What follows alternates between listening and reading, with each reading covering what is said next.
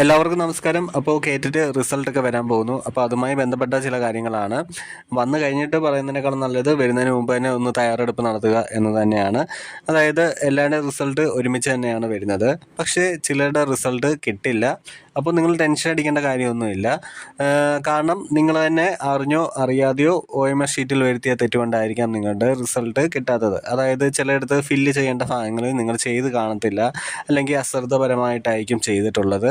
അങ്ങനത്തുള്ള സന്ദർഭങ്ങളിലാണ് നിങ്ങളുടെ റിസൾട്ട് വരാതിരിക്കുന്നത്. അപ്പം അതിന് ടെൻഷൻ അടിച്ചിട്ടൊരു കാര്യമില്ല. അതിന് മറ്റ് മാർഗ്ഗങ്ങളുമില്ല. ഇപ്പോൾ നമ്മുടെ കേറ്ററ്റിൻ്റെ പരീക്ഷ ഭവൻ തന്നെ അതിൻ്റെ ഒഫീഷ്യലായിട്ട് കാര്യം പറഞ്ഞിട്ടുണ്ട്. അങ്ങനത്തുള്ള നിങ്ങൾ OMS ഷീറ്റിൽ വരുത്തുന്ന തെറ്റുകൾ എന്തെങ്കിലും ആണെങ്കിൽ അതിനെ പരീക്ഷ ഭവനുമായി ബന്ധപ്പെട്ടിട്ട് യാതൊരുവിധ കാര്യവുമില്ലെന്ന് അവർ പറയുന്നുണ്ട്. അപ്പോൾ പിന്നെ നിങ്ങളുടെ റിസൾട്ട് വരുന്നില്ല എങ്കിൽ കാരണം ഇതായിരിക്കാം. ഓക്കെ.